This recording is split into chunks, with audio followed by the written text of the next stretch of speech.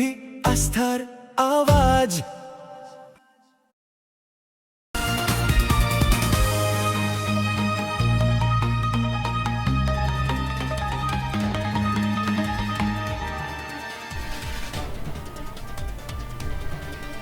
এবারে একটি বড় খবরের দিকে নজর রাখতে হচ্ছে একটু মালদার দিকে। মালদার সীমান্তে অর্থাৎ মালদার সুখদেবপুর সীমান্তে বাংলাদেশি অনুপ্রবেশকারীকে পুশব্যাক করার সময় কিন্তু উত্তেজনা ইতিমধ্যেই যে চিত্র আপনারা দেখতে পাচ্ছেন, মালদার সুখদেবপুর সীমান্তে অনুপ্রবেশকারীকে পুশব্যাক করার সময় সীমান্ত এলাকায় উত্তেজনার সৃষ্টি হয়েছে বলে জানা যাচ্ছে।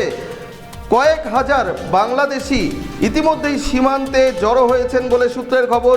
বাংলাদেশের এই পরিস্থিতি নিয়ে ইতিমধ্যেই উদ্বেগ প্রকাশ করেছেন মালদার সাংসদ, বিধায়করা। এমনকি বিষয়টি মুখ্যমন্ত্রী এমনকি কেন্দ্রীয় স্বরাষ্ট্র মন্ত্রকের নজরে আনা হচ্ছে বলেও কিন্তু তারা জানাচ্ছেন। দেখছেন কি ভয়ঙ্কর দৃশ্য, মালদার সুখদেবপুরের ঘটনা। মালদার সুখদেবপুরে সীমান্তে অনুপ্রবেশকারীদের পুশব্যাক করাকে কেন্দ্র করে ব্যাপক উত্তেজনা। কয়েক হাজার বাংলাদেশি ইতিমধ্যেই সীমান্তে জড়ো হয়েছেন বলে জানা যাচ্ছে। ইতিমধ্যেই বিষয়টি নিয়ে কিন্তু উদ্বেগ প্রকাশ করেছেন মালদার সাংসদ, বিধায়করা। তারা কেন্দ্রীয় স্বরাষ্ট্র মন্ত্রক এবং মুখ্যমন্ত্রীর কাছে বিষয়টি জানাচ্ছেন, তাদের নজরে আনা হবে বলে কিন্তু তারা জানাচ্ছেন। পরিস্থিতি নিয়ন্ত্রণে স্থানীয় বিধায়ক দাবি করছেন পরিস্থিতি নিয়ন্ত্রণে কেন্দ্র হস্তক্ষেপ করুক, পরিস্থিতির ওপরে নজর রাখছে বিএসএফ, এমনটাই কিন্তু জানিয়েছেন মালদার বিধায়ক। মালদার সুখদেবপুর সীমান্তের ঘটনা, পুশব্যাক করা নিয়ে কিন্তু ব্যাপক উত্তেজনা। দেখুন কত বাংলাদেশি তারা কিন্তু জড়ো হয়েছেন সীমান্তে। বাংলাদেশি অনুপ্রবেশকারীকে পুশব্যাক করার সময় উত্তেজনায় ঘটনা ঘটে বলে কিন্তু জানা যাচ্ছে। এই বিষয়ে কিন্তু পুরো নজর রেখেছেন আমাদের প্রতিনিধি অভিষেক। অভিষেক, তার কাছ থেকে আরো বিস্তারিত জানবো। অভিষেক, এখন কি পরিস্থিতি রয়েছে? একদমই দেখো, প্রথমে জানিয়ে রাখি যে বাংলাদেশি অনুপ্রবেশকারীদের পুশব্যাককে কেন্দ্র করে আবারও উত্তপ্ত হয়ে উঠল মালদার বৈষ্ণবনগর থানার ভারত বাংলাদেশের সুখদেবপুর এলাকায়। এবং আজ সকাল থেকে কিন্তু সেখানে প্রচুর পরিমাণে কিন্তু বাংলাদেশি নাগরিক তারা কিন্তু জমায়েত হয়ে বিক্ষোভ দেখাতে শুরু করেন। এবং এই যে বিজেপি সরকার, তারা কিন্তু প্রথম থেকে বলে আসছিলেন নির্বাচনের প্রথম থেকে যে এই সরকার গঠন হলে কিন্তু প্রথমে অনুপ্রবেশকারীদের কিন্তু রোখা হবে। এবং সেই মতোই কিন্তু মালদা জেলায় যে 172 কিলোমিটার সীমান্ত রয়েছে, তার মধ্যে প্রায় 32 কিলোমিটার সীমান্তে কিন্তু কোনো কাঁটাতার নেই। আর যার কারণেই কিন্তু অনুপ্রবেশকারীরা তারা কিন্তু জেদার কিন্তু ঢুকে যেতে, এমনটাই কিন্তু অভিযোগ। এবং এই যে সুখদেবপুর সীমান্তের প্রায় 1200 মিটার এলাকায় এখনো কিন্তু কাঁটাতারের বেড়া নেই এবং দীর্ঘদিন ধরে এই কাঁটাতারবিহীন অংশ নিরাপত্তার ক্ষেত্রে কিন্তু উদ্বেগের কারণ হয়ে দাঁড়িয়েছে। এবং এর আগেও কিন্তু এই সীমানা দিয়ে বাংলাদেশি নাগরিকদের ভারতের ভূখণ্ডে কিন্তু প্রবেশ করতে দেখা যায় এবং এমনকি ভারতীয় কৃষকদের জমির ফসল তারা কিন্তু কেটে নিয়ে চলে যায় এবং যার ফলে কিন্তু উত্তেজনা আরো বেশি ছড়িয়েছে। এবং এদিনের এই ঘটনায় সীমান্ত এলাকায় সতর্কতা জারি করা হয়েছে। বিএসএফ এর পাশাপাশি স্থানীয় প্রশাসনও কিন্তু পরিস্থিতির উপর নজর রাখছে।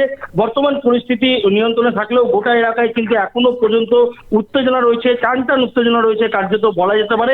স্থানীয় পুলিশ প্রশাসন যেমন রয়েছে এবং প্রচুর পরিমাণে কিন্তু বিএসএফ কিন্তু মোতায়েন করা হয়েছে। রূপক, অভিষেক, এই মুহূর্তের পরিস্থিতি যদি একটু জানাও, এখন কি চলছে ওই এলাকায়? এমনিতে তো দেখা যাচ্ছে প্রচুর বাংলাদেশি তারা জড়ো হয়েছেন।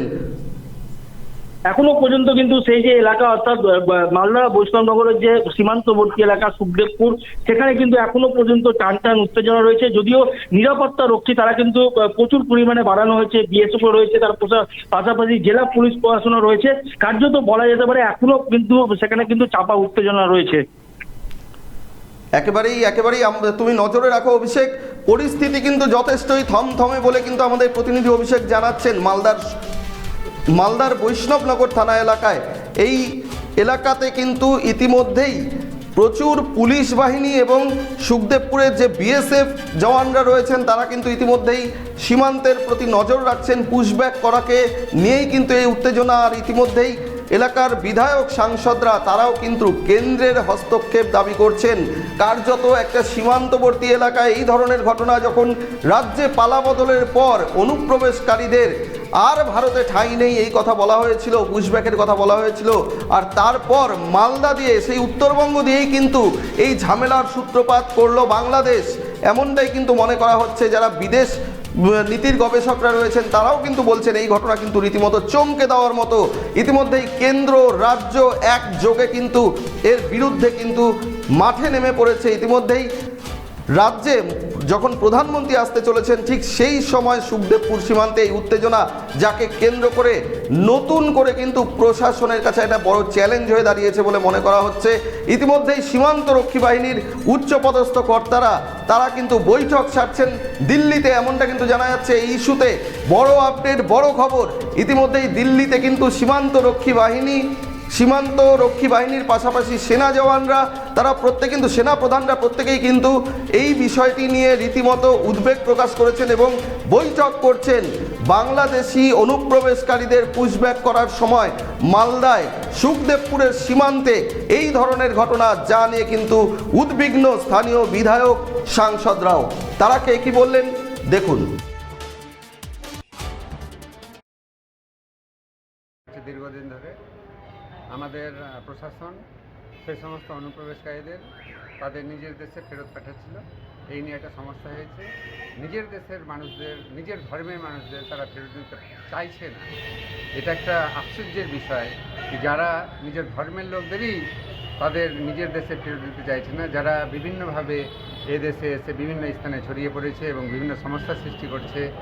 সরকার এর থেকে মুক্তি পাওয়ার জন্য প্রতিজ্ঞাবদ্ধ যে সমস্ত অনুপ্রবেশকারীকে নিজের নিজের দেশে ফেরত পাঠাবে, তারই অঙ্গস্বরূপ আজকে সুখদেবপুর বর্ডার দিয়ে কিছু অনুপ্রবেশকারীকে বাংলাদেশে পাঠানো হচ্ছিল। তার জন্যই তারা সমস্যা সৃষ্টি করছে। পুরো তো আপনার অ্যাসেম্বলি সিএমকে জানিয়েছেন পুরো বিষয়টা আজকে? হ্যাঁ, সিএমকে জানানো হচ্ছে পুরো বিষয়টা। বর্তমানে পরিস্থিতি স্বাভাবিক আছে, তবে ওই দিককার বাংলাদেশের প্রায় 1000 জনগণ তারা এসে বিএসএফ এবং আমাদের শান্তপ্রিয় যে ভারতবাসী তাদেরকে ডিস্টার্ব করার চেষ্টা করছিল। আমাদের সীমান্ত এলাকা, যেখানে 569 কিলোমিটার বাংলাদেশের যে সীমান্ত, দীর্ঘদিন এটা এই এলাকাটা আমাদের কেন্দ্রীয় সরকারের সম্মানীয় আমাদের স্বরাষ্ট্রমন্ত্রী মাননীয় অমিত শাহজি বারবার বলা সত্ত্বেও কাঁটাতারের বেড়া দেওয়ার জন্য সীমান্তবর্তী এলাকা 569 কিলোমিটার যে জমি হস্তান্তর করেননি। আজ আমাদের রাজ্যে মাননীয় মুখ্যমন্ত্রী সম্মানীয় শুভেন্দু অধিকারী মহাশয়ের নেতৃত্বে যে পশ্চিমবঙ্গ সরকার, এই সরকার প্রথমেই আমাদের পশ্চিমবঙ্গ সহ সারা দেশকে সুরক্ষিত করবার উদ্দেশ্যেই প্রথমেই হচ্ছে যে আমাদের এই 569 কিলোমিটার যে জমি, সেই জমি হস্তান্তর করেছেন, বিএসএফকে দেওয়া হয়েছে। ইতিমধ্যে কাজ শুরু হয়েছে, কিন্তু যেটা আপনারা বলছেন যে ইতিপূর্বেও ওখানে বাংলাদেশের পক্ষ থেকে আপত্তি ছিল সুখদেবপুরে, এবারেও তারা হচ্ছে যে দলবল নিয়ে তারা আপত্তি করছেন, অর্থাৎ তারা গণ্ডগোল পাকানোই হচ্ছে তাদের কাজ। অর্থাৎ এখান থেকে যাতে অনুপ্রবেশ করতে পারে বাংলাদেশি, আফগানিস্তানি এবং পাকিস্তানি, রোহিঙ্গা এবং যারা হচ্ছে সন্ত্রাসবাদী, তারা যাতে অনায়াসে এখানে পশ্চিমবঙ্গে আসতে পারে, পশ্চিমবঙ্গের মানুষের সর্বনাশ করতে পারে, দেশে সন্ত্রাস সৃষ্টি করতে পারে। এইটা হচ্ছে সমস্ত জেহাদি যারা আছে, বাংলাদেশি জেহাদি যারা আছে, তারাই এই সমস্ত করছে। অর্থাৎ এই জিহাদিদের সমস্ত রকমের আমাদের পশ্চিমবঙ্গ সরকারের তার হচ্ছে যে সমস্ত রকমের যা এখানে হচ্ছে যে তার শক্তি আছে, সব শক্তি দিয়ে মোকাবেলা করবে। অর্থাৎ বাংলাদেশের যে চক্রান্ত, এই চক্রান্ত আমরা রুখবার জন্য আমরা প্রস্তুত। আমাদের দেশের প্রধানমন্ত্রী নরেন্দ্র মোদীজি, আমাদের দেশের স্বরাষ্ট্রমন্ত্রী অমিত শাহজি, আমাদের দেশের এখানে হচ্ছে প্রতিরক্ষামন্ত্রী আমাদের এখানে রাজনাথ সিংজি সবসময় প্রস্তুত। তারা আমাদের দেশকে রক্ষা করবার জন্য, আমাদের দেশের 140 কোটি মানুষকে রক্ষা করবার জন্য তারা প্রস্তুত। তার জন্য মোকাবেলা করার জন্য যেভাবে পাকিস্তানকে তাদের শিক্ষা দেওয়া হয়েছে, বাংলাদেশকেও শিক্ষা দেওয়া হয়েছে। বাংলাদেশিরা বাংলাদেশে ফিরবেন বা ফেরানোর ব্যবস্থা হচ্ছে, সেক্ষেত্রে বাধা কেন? এরা বাংলাদেশি যাদেরকে এখানে অনুপ্রবেশ করিয়েছিল বাংলাদেশিরা, তাদের ওরা যখন এখান থেকে ব্যাকপুশ করা হচ্ছে ওরা গ্রহণ করছে না, মানে ওরা এখানে যাতে সন্ত্রাস চালিয়ে যেতে পারে। এখানকার আমার পশ্চিমবঙ্গ সহ আমাদের দেশকে অসুরক্ষিত রাখার জন্য এরাই ছিল তাদের মাধ্যম, তাই তাদেরকে ব্যাকপুশ করতে দিচ্ছে না। পশ্চিমবঙ্গ সরকার হচ্ছে বদ্ধপরিকর তাদের এখানে ব্যাকপুশ করতে। তাই আমাদের সমস্ত দেখছেন যেখানে যেখানে বাংলাদেশি আছে প্রত্যেকটা বাংলাদেশিকে এখানে ব্যাকপুশ করা হবে, কোনো কথা শোনা হবে না, কোনো তাদের হচ্ছে বাধা মানা হবে।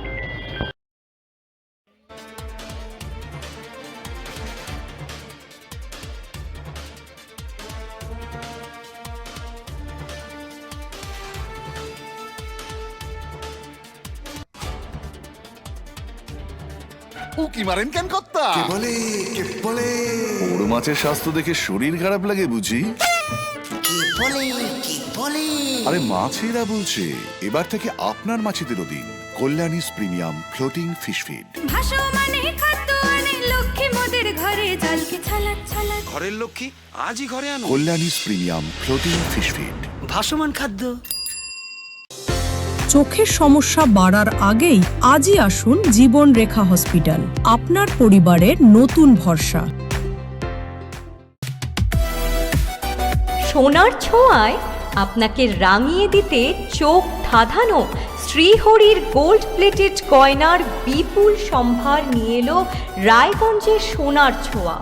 বিয়ে হোক কিংবা উৎসব অনুষ্ঠান, সোনালী মানতাসা, টাইচেন, সীতাহার, চূড়, চোকার, এমনকি মঙ্গলসূত্রে নিজেকে সাজিয়ে তুলতে আজই আসুন রায়গঞ্জের একমাত্র শ্রীহরির এক্সক্লুসিভ শোরুম সোনার ছোঁয়ায়। সঙ্গে থাকছে আকর্ষণীয় ছাড়। আমাদের ঠিকানা কলেজপাড়া বাজার, বিশ্ববিদ্যালয় মোড়, রায়গঞ্জ, উত্তর দিনাজপুর।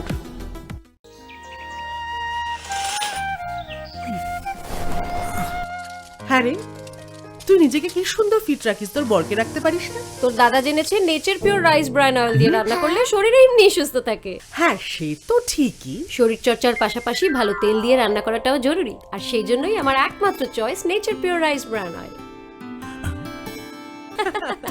শরীর সুস্থ রাখার জন্য আমার পছন্দের সেরা cooking oil nature pure rice bran oil, সম্পর্কে স্বাদ এনে দেয়। গ্রসারি থেকে কসমেটিক্স,